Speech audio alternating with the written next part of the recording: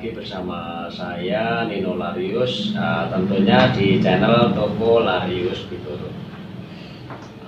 Mohon maaf sekali kemarin saya jarang membuat konten ya, karena memang selain aktivitas yang super sibuk juga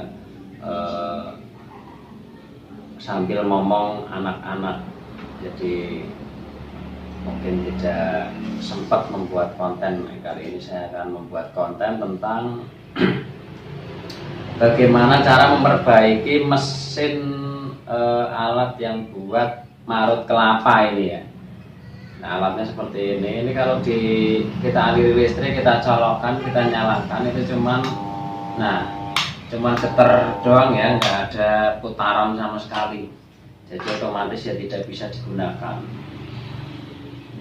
Oke, kali ini kita akan bongkar bagian kipasnya terlebih dahulu ya.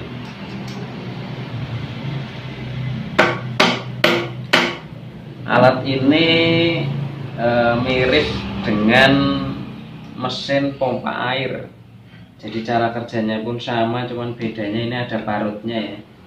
Nah, untuk membuka tutup kipasnya itu kita songkel karena tidak ada baut-bautnya ya. Lalu kita cek apakah muternya kipas itu seret atau tidak. Nah, lalu kita coba kembali, kita aliri listrik ya.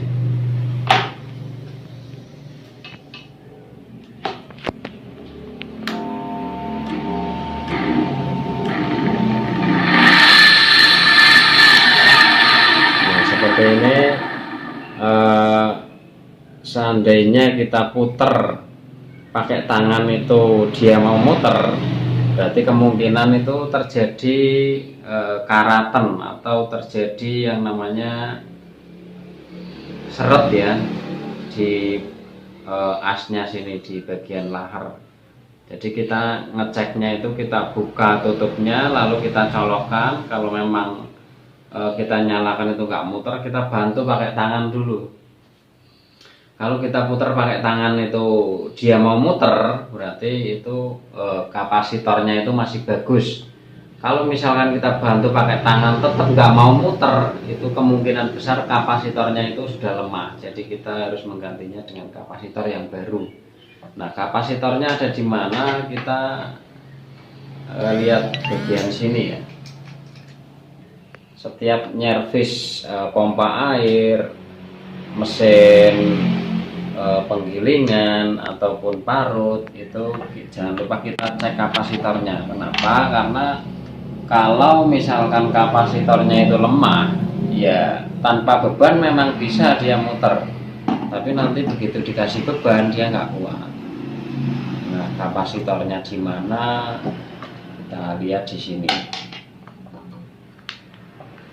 Nih ya, di sini ada saklar, ada kapasitor. Nah, kapasitornya itu biasanya itu ada nilainya. Di sini ada nilainya ya, seperti yang saya tunjuk ini kan 6 mikro. Nah, toleransinya itu berapa ini? 5%. Jadi bisa pakai di atasnya ya, yang kira-kira tidak terlalu banyak, misalkan ya 8 mikro bisa, atau mungkin di bawahnya juga tidak terlalu jauh ya mikronya. Jadi ini ada toleransi 5%. Kapasitornya 6 mikro. Nah, kalau misalkan kapasitor ini biasanya sini pecah ataupun melembung, itu otomatis dia akan lemah, perputaran spoolnya itu akan melemah. Nah, itu kita ganti saja dengan kapasitor yang baru. Kita cari yang sekiranya ukurannya itu sama atau kurang lebihnya itu sedikit. Kalau ini kayaknya belum ada kerusakan pada kapasitor ya, masih bagus semua itu. Belum ada yang pecah dan belum ada yang melembung. Jadi kita rangkai kembali.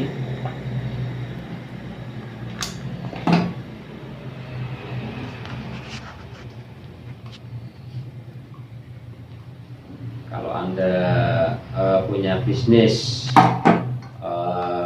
gelepung atau mungkin parut, itu penting sekali ilmu ini untuk memperbaiki ketika alat Anda itu rusak.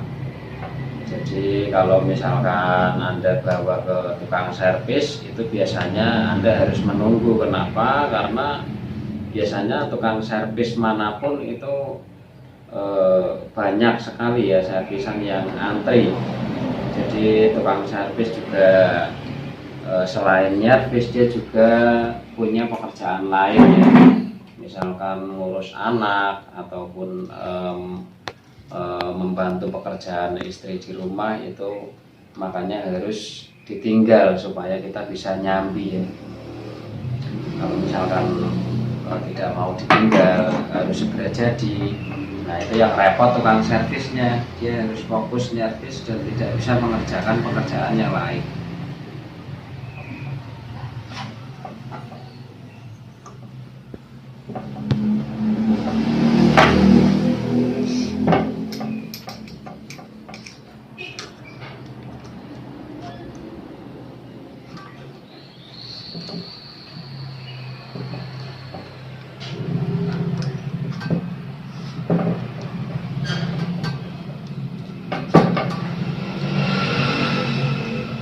Nah, ini kalau kipasnya itu terlalu mepet dengan bodi, itu kita bisa tarik ya, tarik atau kita songkel sehingga tidak terlalu mepet dengan bodi. Karena kalau kipasnya ini bersinggungan dengan bodi, ya sama saja nanti akan macet. Jadi kita undurkan, kita kasih spasi ya, kita kasih jarak.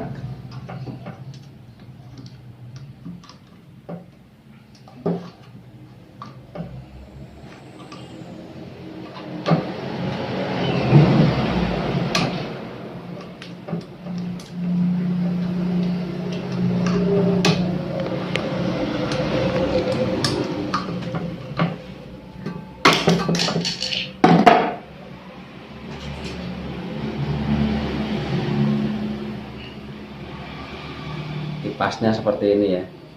Jangan lupa setiap pembongkaran Anda kasih pelumas di bagian as ini. Nah, ini kita kasih pelumas, tujuannya apa ya, supaya tidak karatan. Pelumasnya apa ya, bisa menggunakan oli bekas ataupun minyak, intinya yang tidak membuat karatan gitu aja.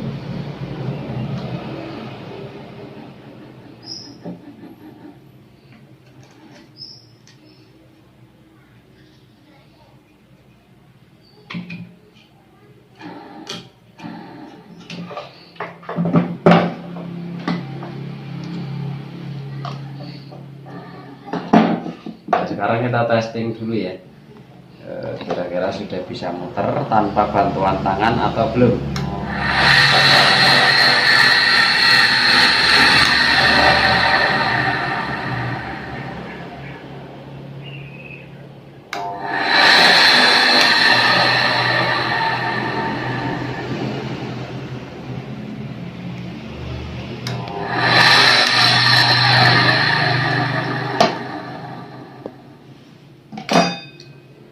Sudah sip ya, sudah bagus.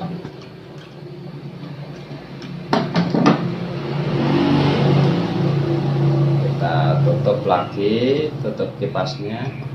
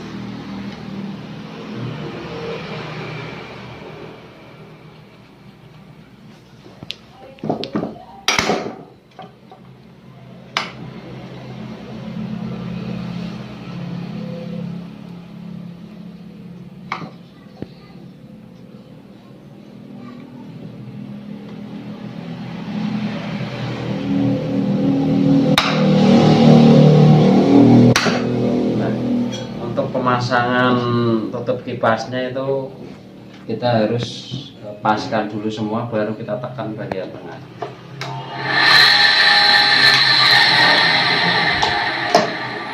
Sudah jadi ya cara memperbaiki mesin parut yang tiba-tiba macet tidak mau berputar.